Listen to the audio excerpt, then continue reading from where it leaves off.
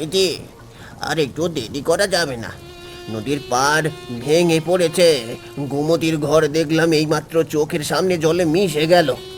আমাদের ঘরেও জল উঠছে হাঁটুর কাছে প্রায়। এই ঘর আর থাকবে না। কোথায় যাব এই রাতে? টুকু ঘুমাচ্ছে, ওকে কোলে নিয়ে এই বৃষ্টিতে কোন দিকে যাব? গ্রামের লোকজন কি করছে? পাশের বাড়ির হরিদা কি করলো? ওর বউ তো অসুস্থ ছিল। হরিদা বউকে বের করে নিয়ে গেছে সন্ধ্যার আগেই। কেউ থাকছে না। সবাই মণ্ডলবাবুর দোতলা বাড়িতে গেছে, কিন্তু সেটা পশ্চিম দিকে। আর এখন পশ্চিমের পুরো রাস্তা ডুবে গেছে। আমাদের পক্ষে ওদিকে যাওয়া সম্ভব না। তাহলে কি করবে? আমাদের যদি যেতেই হয় তো পূর্ব দিকে যেতে হবে, মানে জঙ্গলের দিকে। অন্তত সেদিকে উঁচু জায়গা আছে কিছু। জল এত তাড়াতাড়ি সেখানে পৌঁছাবে না। জঙ্গলে? এই রাতের অন্ধকারে জঙ্গলে যাবে? তুমি কি পাগল হয়ে গেছো?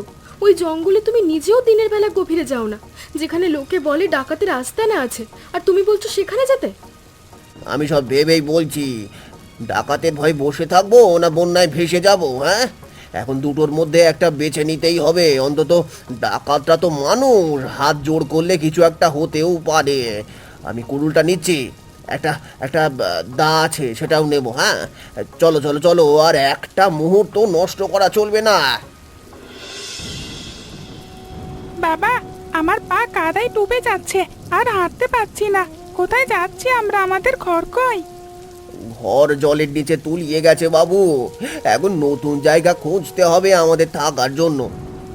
বাবা, এ জঙ্গলে বাঘ আছে। মা বলে জঙ্গলে ভূত থাকে আর ডাকাত থাকে। আমার ভয় করছে বাবা। ভয়ের কিচ্ছু নেই বাবু, বাবা আছে না। আর ভূত বলে কিচ্ছু হয় না। মা তোকে ভয় দেখায় রে বাবা। বাবা, আমি বড় হয়ে তোমার মতো কাঠুরিয়া হব না। আমি পাকা বাড়ি বানাবো, যেটা জলে কোনো দিন ভাসবে না। তোমাকে আর মাকে সে বাড়িতে রাখবো টুকু। তাড়াতাড়ি একটা জায়গা খোঁজো থাকার। চেষ্টা করছি শুনিতে, এই কাদায় হাঁটা সহজ কথা নয়। আমার নিজেরও তো পা পিছলে যাচ্ছে, কিন্তু থামলে চলবে না, এগোতে হবে। আমি চিনতে পারছি না এই জায়গাটা।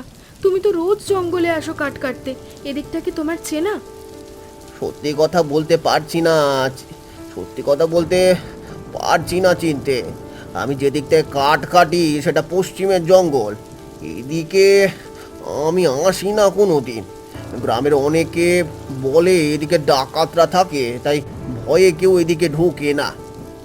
তাহলে আমরা এখন সেই জায়গাতেই আছি? হায় উপরওয়ালা, একদিকে বন্যা, অন্যদিকে ডাকাত। আমাদের কপালে কি লেখা আছে কে জানে। ছেলেটাকে নিয়ে কি করবো বলো তো এই অবস্থায়? একটু আগেও ভয় কাঁদছিল, ঘুমিয়ে পড়েছে এখন ক্লান্তিতে। ওর জ্বর আসছে না তো? জ্বর নেই, ক্লান্ত হয়ে ঘুমিয়ে পড়েছে। ভয়ের কিছু না এখনো। শোনো সুনীতি, ভয় পেলে চলবে না। আমি তোমাকে আর ছেলেকে নিয়ে বেরিয়ে এসেছি। তোমাদের রক্ষা করার দায়িত্ব আমার। আর ডাকাত যদি মারতেই চাই তো মরবো, কিন্তু জলে ডুবে মরার চেয়ে তো লড়াই করে মরা ভালো। আমি সারা জীবন গ্রামের বাইরে যাইনি, বাপের বাড়ি থেকে তোমার ঘরে এলাম, সেইটুকুই তো দুনিয়া আমার। আর আজ রাতের আধারে এই ভয়ঙ্কর জঙ্গলে দাঁড়িয়ে আছি, মনে হচ্ছে স্বপ্ন দেখছি। চলো এগোই, এই গাছের নিচে বসে থাকাটাও নিরাপদ নয়। চলো, ওইদিকে মনে হচ্ছে পাথুরে জমি। ওদিকে গেলে কিছু একটা পাওয়া যেতে পারে। কারা তোরা? এই রাতে এখানে কি করছিস? জানিস না এটা কার এলাকা? তোর হাতে ওটা কি? কুড়ুল, ফেলে দে মাটিতে এক্ষুনি, নইলে ভালো হবে না। দাদা দাদা, কুড়ুল ফেলে দিচ্ছি। আমি কাঠুরিয়া ভোলা, নদীর পাড়ের গ্রাম থেকে আসছি। বন্যায় আমাদের ঘর ভেসে গেছে। ছেলে আর বউকে নিয়ে প্রাণ বাঁচাতে বেরিয়ে এসে অন্ধকারে রাস্তায় হারিয়ে ফেলেছি। কারোর মুখের কথায় বিশ্বাস করি না আমরা। কত রকমের মানুষ আসে এখানে গুপ্ত চুরি করতে। যদিও তোর চেহারা দেখে মনে হচ্ছে না তোরা বিপদের লোক, কিন্তু এটা সর্দারকে বুঝতে হবে। চল, সর্দারের কাছে নিয়ে যাচ্ছি তোদের, পালাবি না। দাদা পালাবো না। কোথায় পালাবো? পেছনে জল, সামনে তোমরা, চারিদিকের রাস্তা বন্ধ। সর্দারের সামনে বলবে সব, চলো। সর্দার, একটা পরিবার পাওয়া গেছে জঙ্গলে। কাঠুরিয়া বলে পরিচয় দিচ্ছে ওরা নিজেদের। বন্যায় ঘর ভেসে গেছে বলছে, রাস্তা হারিয়ে এদিকে চলে এসেছে। এখন আপনি যা বলবেন তাই হবে। মেরে তাড়াবো নাকি রাখবো? কাছে আইডি কাঠুরিয়া, দেখি তোর চেহারা। আমি বিক্রম, এই জঙ্গলের রাজা বলে লোকে, কিন্তু দেখছিস তো এখন রাজার শরীরের হাল। এই বর্ষায় কোথায় যেতে পারি না, কিছু করতে পারি না, শুয়ে শুয়ে গুহার ছাদ দেখি সারাদিন। সর্দার সর্দার, আমাকে আর আমার পরিবারকে মেরো না।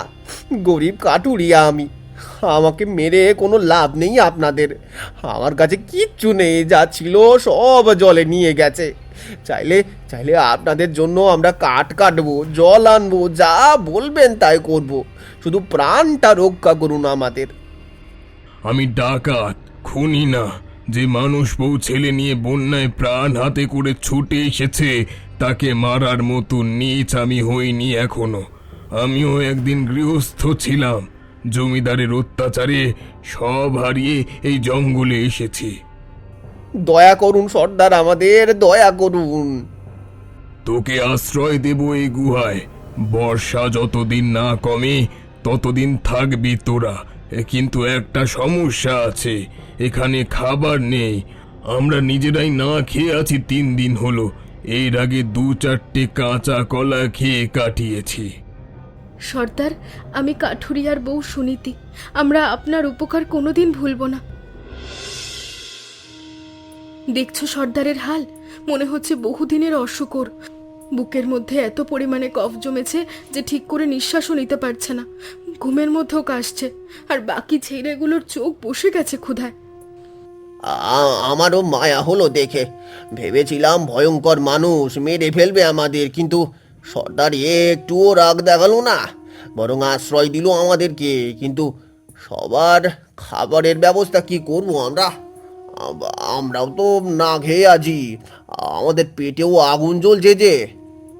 শোনো, আমি একটা কথা বলি। আমার মা শিখিয়েছিল জঙ্গলে শাক পাওয়া যায় অনেক। ছোটবেলায় আমি মায়ের সঙ্গে জঙ্গলে যেতাম, মা দেখাতো কত শাক জঙ্গলে পাওয়া যায় বর্ষাকালে। আমি যদি একটা রান্নাঘর বানাতে পারি গুহার ভেতরে, তাহলে সবাইকে খাওয়াতে পারবো। গুহার ভেতরে রান্নাঘর করবে কিভাবে? চুলা হাঁড়ি কোথায়? তেল নেই, মশলা নেই, কি দিয়ে রাঁধবে? মাটি দিয়ে চুলা বানাবো, পাথর তো আছেই গুহায়। তুমি শুকনো কাঠ জোগাড় করে রাখো ভেতরে, ডাকাতদের দিয়ে জঙ্গলের থেকে শাক পাতা আনাবো। আমি ব্যবস্থা করছি, একটু ভরসা রাখো আমার ওপর। কি কি পেলে বলো তো, আমি দেখি কোনটা কি। বাহ, চমৎকার! এই সব মিলিয়ে একটা ঝোল করা যাবে। কিন্তু নুন, নুন কোথায় পাবো? নুন না হলে তো খাবারের স্বাদ হবে না। নুন আছে আমাদের কাছে একটু। সর্দার সবসময় কিছু নুন কিছু মশলা রাখতেন গুহায়, ওসব দেব তোমাকে।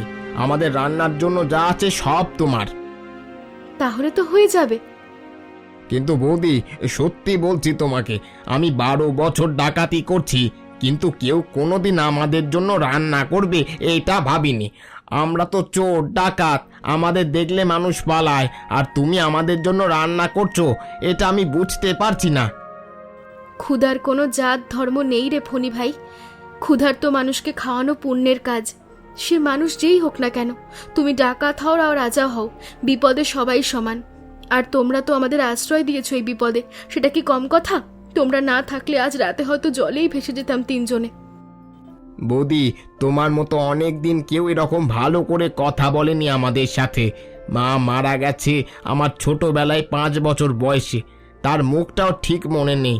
তারপর থেকে এই রাস্তায় ঘুরছি, মার খেয়েছি, চুরি করেছি, শেষে ডাকাত হয়েছি, কিন্তু আজ যেন মায়ের কথা মনে পড়েছে।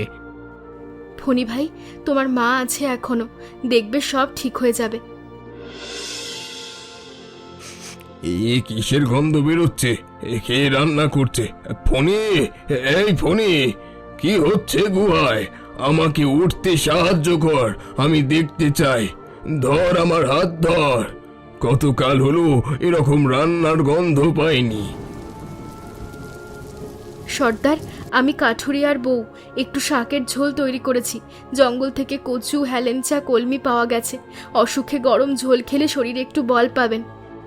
মা, তুমি মহান। এই গুহায় ঢুকে রান্নাঘর বসিয়ে দিলে।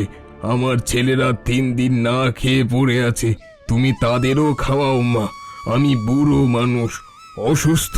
আমি আর কদিন বাঁচবো জানি না। আমার চেয়ে ওদের বেশি দরকার খাবার। সবাই পারবে সর্দার, চিন্তা করবেন না, সবার জন্য যথেষ্ট হবে। আগে আপনি খান, আপনার শরীরে জোর দরকার। এই পুষ্টিকর খাবার খেলে আপনি সুস্থ হবেন। আমার রান্না হয়ে গেছে, আপনি বসে পড়ুন। তোমার হাতের খাবার অবশ্যই খাবো মা। ফণি কাকা, তুমি সত্যি ডাকাত? তুমি তো দেখতে ডাকাতের মতো না, তুমি দেখতে আমার বড় কাকার মতো।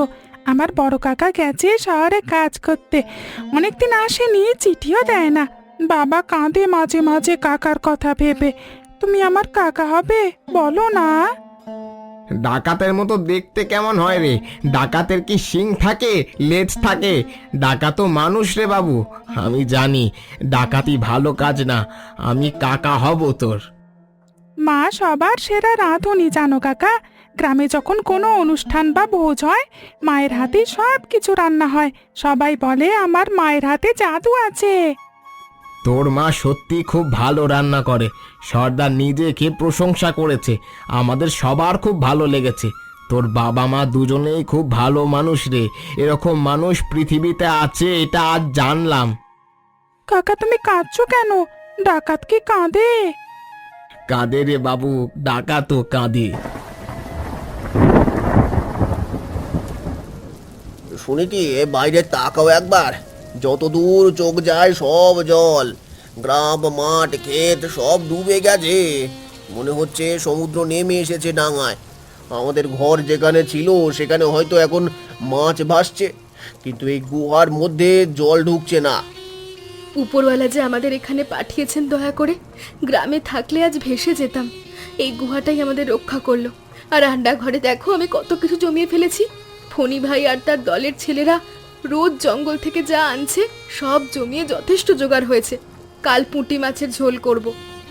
তুমি এই গুহাটাকে ঘর বানিয়ে ফেলেছো সুনীতি। তোমার উপর আমার পুরো ভরসা ছিল, আর তুমি সেটা সফল করেছো। সবাই তোমাকে নিয়ে গর্ব প্রকাশ করছে। আমাদের এই উদারতা হয়তো ওদের একদিন সত্যিকারের বদলে দেবে।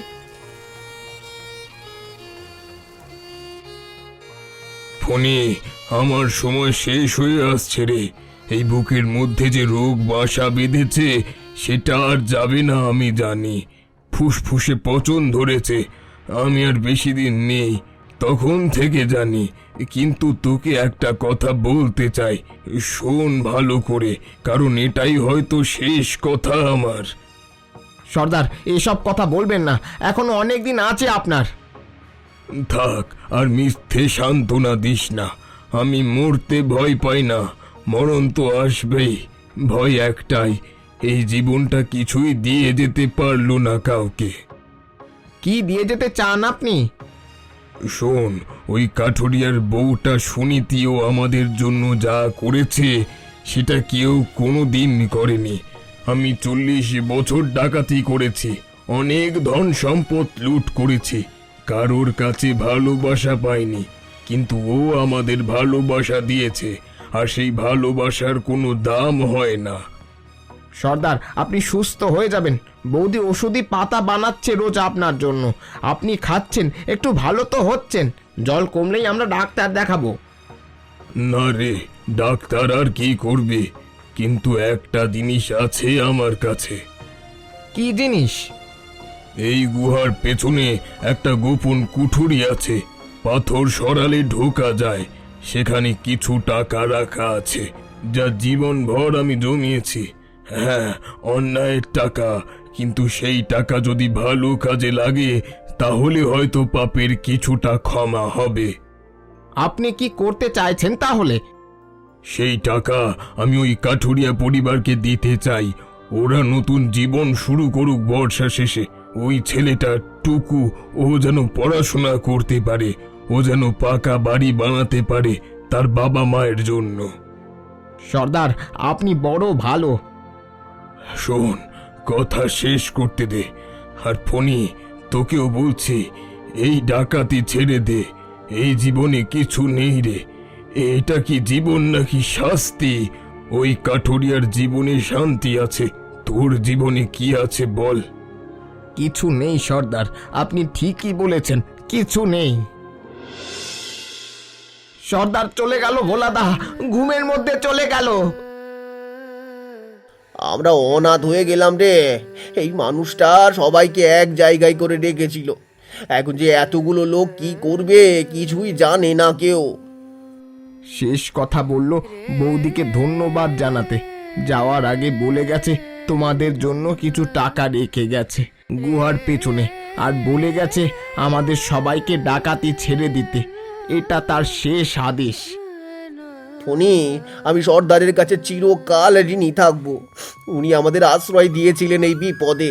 যখন দুনিয়ায় কেউ ছিল না তখন উনি থাকতে দিলেন এখানে। সেই কথাটা আমি মরেও ভুলবো না। আর তোমরাও আমার পরিবারকে আপন করে নিয়েছো। ভোলাদা, বৌদির রান্না খেয়ে আর টুকুর সাথে সময় কাটিয়ে আমার ভেতরে সব যেন বদলে গেছে। আমি আগে যেমন ছিলাম এখন আর তেমন নেই। আমি বুঝতে পারছি মানুষের মতো বাঁচা কাকে বলে, কিন্তু ডাকাতি ছাড়লে করব কি? কোথায় যাব? কে আমাদের কাজ দেবে? সবাই তো জানে আমরা ডাকাত। আমার মাথায় একটা পরিকল্পনা আছে বনি, শোনো ভালো করে। কি পরিকল্পনা? হোটেল? সত্যি বলছো ভোলাদা? কিন্তু হবে তো? হবে না কেন, চেষ্টা তো করতে পারি। আর এটাই ওনার প্রতি আমাদের সঠিক শ্রদ্ধা জানানো হবে। ফণি ভাই, দেখো রোদ উঠেছে। কতদিন পরে এমন আকাশ পরিষ্কার দেখছি। মনে হচ্ছে জল নামতে শুরু করেছে।